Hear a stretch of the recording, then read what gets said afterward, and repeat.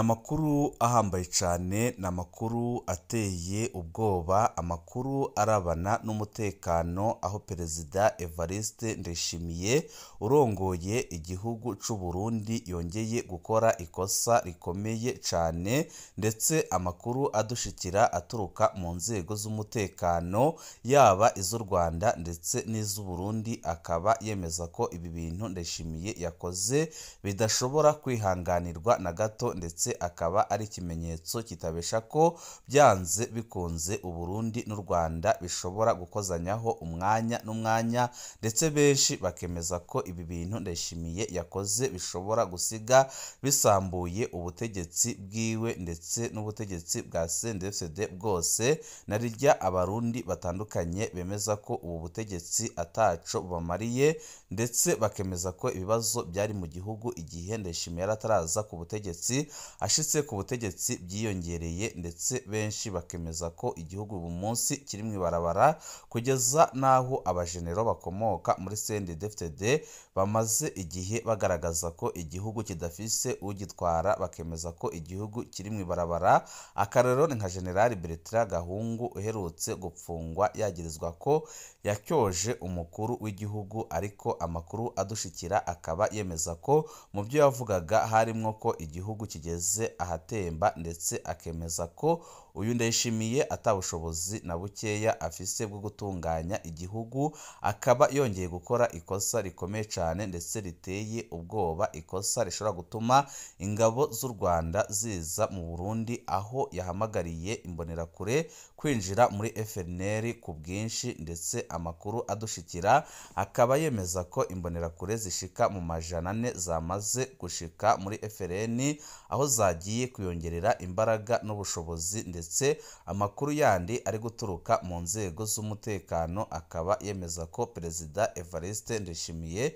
ibi byose ari kubikora mu ntumbero yo guha ingufu uyu mutwe, ndetse andi makuru adushikira akaba yemeza ko yamaze kubona amafaranga atari make yahawe na Tshisekedi mu mugambi bafise wo gukuraho ubutegetsi bwa Kigali, nk'uko Ndayishimiye ubwe yabitangarije muri Kongo, aho yabwiye urwaruka rw'u Rwanda ko agiye gukora ibishoboka byose akabukuraho ubutegetsi buhari uyu munsi. Aya akaba ari amajambo yavuze, ariko akababaza abatari bakeya, yaba abarundi yaba abanyarwanda, ndetse benshi bakemeza ko aya majambo Ndayishimiye yakunze gutangaza, naho benshi babifashe nkaho ari kurya apfa kuvuga amajambo, ariko burya yararimwo ukuri kwinshi, ndetse n'ibikorwa byakurikiyeho nyuma byagiye bigaragaza ko Ndayishimiye ari mukuri, ndetse afise umugambi muremure yateguranye na mugenzi we Tshisekedi wo gukuraho ubutegetsi bwa Kigali, uretse ko abatari bake bemeza ko uyu mugambi ushobora kumuta ku w'amazi, ndetse benshi bakemeza ko ibi bintu bishobora gukwega intambara ikomeye cyane mu karere, ndetse ibi Ndayishimiye arimo bikaba byahamagarira ingabo z'u Rwanda kujya guhagarika umwanzi ahari batabanje kurindira ko ashika ku butaka bw'u Rwanda, dore ko bamwe n'abandi mu bakuru b'igisirikare cy'u Rwanda kugeza ku mukuru w'igihugu cy'u Rwanda bakunze kuvuga ko u Rwanda atabutaka bafise bwo kurwaniraho, ariyo mpamvu benshi bavuga ko ibi bikorwa biriko birakorwa na Ndayishimiye muri no minsi biriko birahamagarira ingabo z'u Rwanda kujya guhagarika umwanzi aho yaba ari hose. Tubazaniye amakuru menshi arabana n'umugambi ugayitse Ndayishimiye arimo wo gusenya ubutegetsi bwa Kigali, ndetse tuze no kubaha amakuru y'ibanga twakuye mu nzego z'iperereza z'u Burundi, aho yemeza ko urwango Ndayishimiye na Tshisekedi bafisiye u Rwanda biri gutuma bakora igishoboka cyose kugira ngo basambure ubutegetsi bw'u Rwanda, ndetse amakuru adushikira akaba yemeza ko uwo mugambi ugeze kure, ndetse n'abariko barawukurikirana bose tukaba twamaze kubamenya, aho harimo n'abajenerali bakomeye cyane bari mu butegetsi bwa Neva bariko barakurikira uko ibintu bimeze. Byose tugiye kubashikiriza kuno muyoboro wa YouTube Shiramatsiko TV, ubashikiriza inkuru n'ibiganiro utaronka ahandi. Perezida Evariste Ndayishimiye amaze iminsi mike cyane ategetse imbonerakure zishika mu 400 kujya kwihuza na FRN. FRN tubibutse ko ari umutwe umaze igihe urwanya ubutegetsi bw'igihugu cy'u Rwanda, ukaba ukorera ibikorwa byabo mu burasirazuba bwa Kongo ndetse no mu ishyamba rya Kibira mu Burundi. Tubibutse ko iryo shyamba rya Kibira ari ryo rifatanye n'ishyamba rya Nyungwe ryo mu Rwanda. Abarwanyi bakaba bamaze igihe kinini bari ku butaka bw'u Burundi, ndetse amakuru menshi akaba yemeza ko bamwe mu basirikare bakuru b'igisirikare cy'u Burundi aribo babaha imyimenyerezo, ndetse akaba ari nabo bagenera ibibatunga, harimo ibifungurwa ndetse n'ibindi bitandukanye bijanye n'imiti, dore ko n'abarwanyi ba FNL bakomerekeye ku rugamba bavurirwa mu bitaro by'igisirikare cy'u Burundi. Ndetse amakuru adushikira akaba yemeza ko Ndayishimiye yabongereje imbaraga kuva iyi ntambara yo muri Kongo yatangura, dore ko muri ino ndwi iheze Perezida Evariste Ndayishimiye ubwe yategetse ko imbonerakure 400 zijya kwifatanya na FLN, bamwe bakaba bamaze kugera mu bice byegereye u Rwanda, aho Ndayishimiye avuga ko agomba gukora ibishoboka byose agatera igihugu cy'u Rwanda, ariko mbere yo gutera u Rwanda akaba ari gukora ibishoboka byose kugira ngo arinde Uvira, mu ntumbero yo kwirinda ko M23 ishobora kuhafata umwanya n'umwanya, bikaba byagira ingaruka zikomeye cyane ku gihugu ciwe. Ibi byose Ndayishimiye akaba ari kubikoresha kwa n'urwango ruteye ubwoba afitiye ubutegetsi bw'u Rwanda, ndetse amakuru adushikira akaba yemeza ko Perezida Evariste Ndayishimiye ubwiwe ari wo wihembera bamwe mu barwanyi ba FNL, ndetse akaba yarabijeje ubufasha bukomeye cyane. Amakuru atugeraho aremeza ko abarwanyi ba FLN bari bamaze igihe bacumbitse ku butaka bw'u Burundi, ndetse n'abandi bari muri Kongo. Perezida Evariste Ndayishimiye ubwe yabatumyeho, agatumaho generali ubahagarariye, aho bagiranye inama ndende ndetse inama ikomeye cyane, aho yabasabye ko bamufasha mu ntambara arimo, bakamufasha kurinda Uvira, hanyuma nawe akazabafasha gufata ubutegetsi bw'u Rwanda. Ndetse amakuru menshi akaba yemeza ko izi mbonerakure z'u Burundi arizo ziri gukora ibishoboka byose kugira ngo zihabwe imyimenyerezo ya gisirikare, dore ko abasoda b'u Burundi bo ari bake cyane, abenshi bakaba baranaguye mu ntambara ya Kongo. Ubu Ndayishimiye akaba yarafashe umukenyuro mushasha wo gutoza imbonerakure, akaba arizo ari kohereza muri FLN kugira ngo bajye kubongerera imbaraga. Tubibutse ko zo mbonerakure ari urwaruka rukomoka ku mugambwe CNDD-FDD, ariko akaba ari urwaruka rwagirizwa amabi atagira izina, ndetse rukunze kuvugwa mu bwicanyi ndengerabutungane bubera hano mu gihugu iwacu. Benshi bakaba bemeza ko umugambi Ndayishimiye afise ugayitse, ndetse umugambi afise ari uwo gusenya u Rwanda nk'uko yabitangaje. Amasoko yacu mu gisirikare cy'u Burundi aremeza ko Ndayishimiye afitiye urwango rukomeye cyane ubutegetsi bwa Kigali, ndetse amasoko menshi akemeza ko Ndayishimiye n'abategetsi bakomoka muri CNDD-FDD bamye bakorana na FDLR kuva mu ntango, kuva ku butegetsi bw'umuhisi Petero Nkurunziza gushika ku butegetsi bwa Perezida Evariste Ndayishimiye. Ndetse amakuru menshi adushikira akemeza ko FDLR ariyo yoba yaratumye ariyo yaba yararinze ubutegetsi bw'umuhisi Petero Nkurunziza, dore ko amakuru adushikira yemeza ko igihe kudeta ifuba muri 2015 mu Bujumbura yose yari rimwo interahamwe zitari nkeya, ndetse benshi bakemeza ko FDLR yatumye Nkurunziza adatembagazwa. N'uyu munsi muri bamwe mu bagendanira Perezida Evariste Ndayishimiye hakaba harimo abagize FDLR, aho Ndayishimiye yiyemeje gukorana n'imitwe yose irwanya ubutegetsi bwa Kigali, byose bakabikora mu ntumbero yo kubukuraho, nk'uko Ndayishimiye ubwe aherutse kubitangaza ubwo yari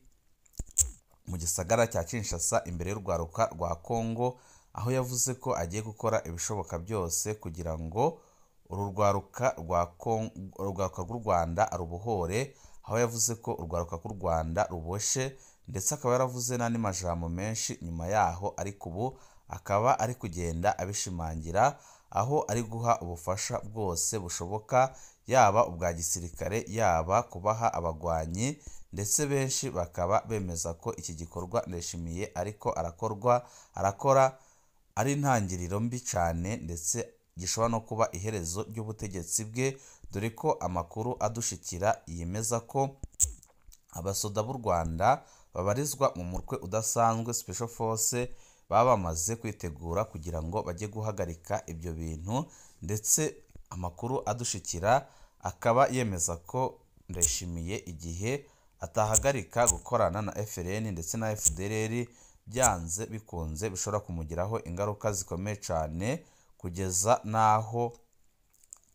yatakaza n'ubutegetsi amaranye imyaka igiye kuba 6. Perezida w'u Burundi Evariste Ndayishimiye yategetse ko umutwe witwaje intwaro wa FLN urwanya leta y'u Rwanda uhabwa imbonerakure zirenga 400, ndetse akaba yategetse ko mu basoda b'igihugu hagomba kuvamwo abasoda bajya kwifatanya n'izo FLN. Ibi byose akaba yabitegetse mu mugambi afise wo guhindura ubutegetsi bwa Kigali, ndetse akaba avuga ko agomba kubigeraho byanze bikunze. Benshi rero bakemeza ko impamvu ubutegetsi bw'u Burundi, ubutegetsi cyane cyane bwa CNDD-FDD butigeze butandukana n'abarwanya ubutegetsi bw'u Rwanda, ari uko bamwe mu bategetsi bagiye batwara igihugu cy'u Burundi, bamwe mu bajenero bakomeye ndetse n'abafata ibyemezo mu mugambwe wa CNDD-FDD, benshi muri bo basangiye amabi n'abo ba FDL cyangwa se FLN, dore ko igihe ihonyabwoko ryaba mu Rwanda,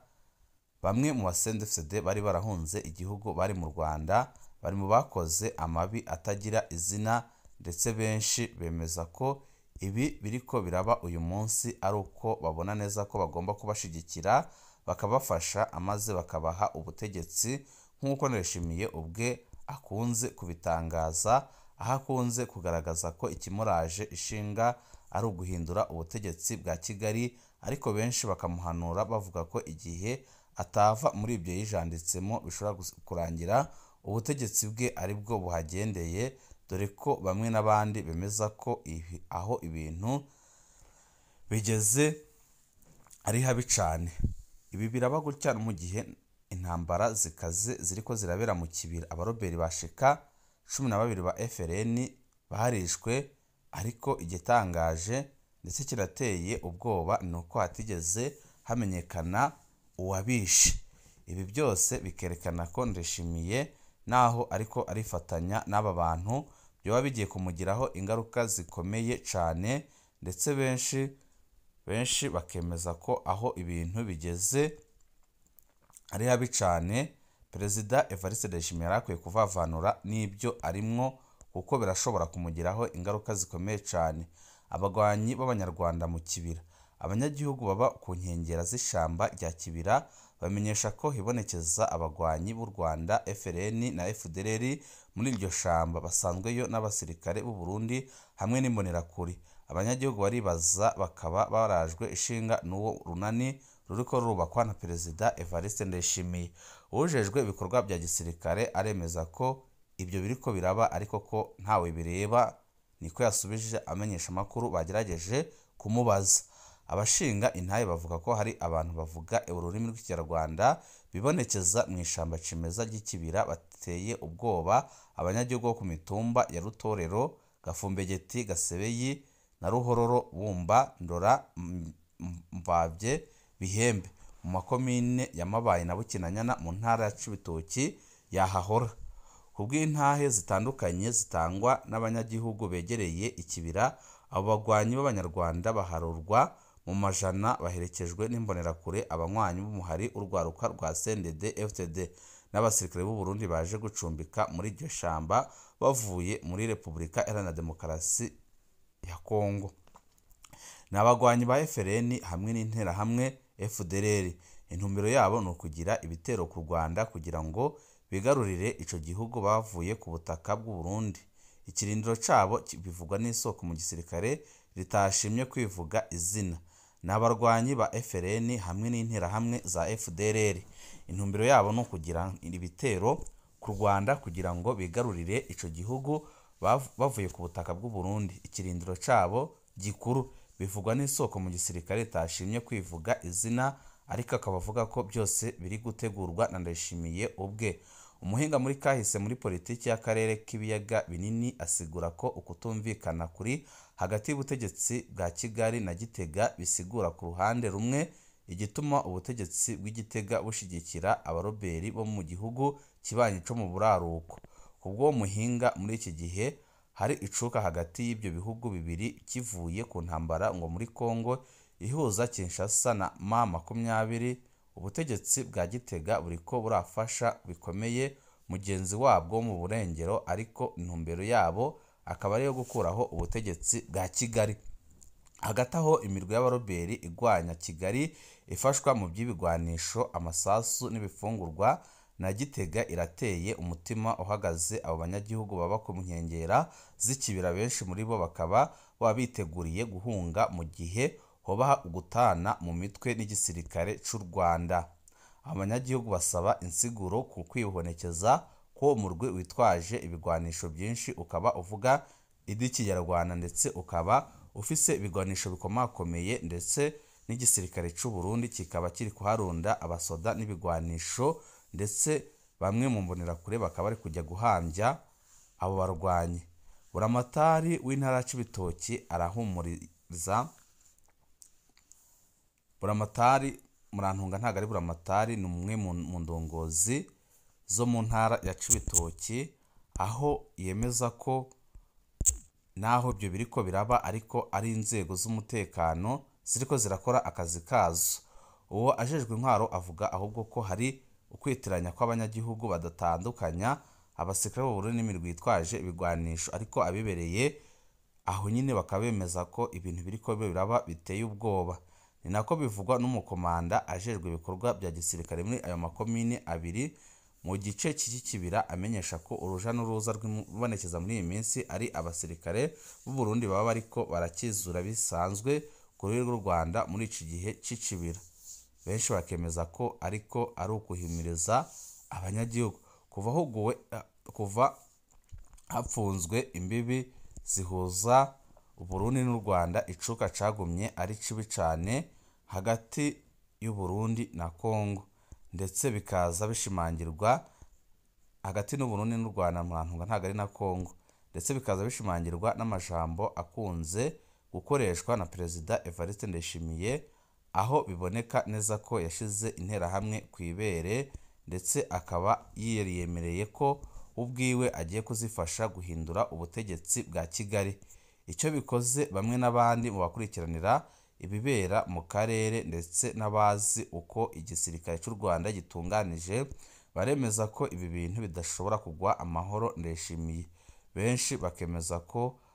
ashobora kwibwira ko agiye gusambura ubutegetsi bwa Kigali, akazisanga ubutegetsi bwe aribwo bwasambutse. Benshi bakavuga ko intambara atangoje byanze bikunze ishobora gusiga ishize iherezo ku butegetsi bwiwe. Kubona ariko arahatira urwaruka rw'u Burundi kujya kwifatanya na FRN ni ikimenyetso kitabesha ko ibiriko biraba biteye ubwoba. Abategetsi b'u Burundi bariko barategura intambara iteye ubwoba, ndetse amakuru adushikira akaba yemeza ko iyi ntambara atayindi uretse iyi nyine iriko irategurwa hagati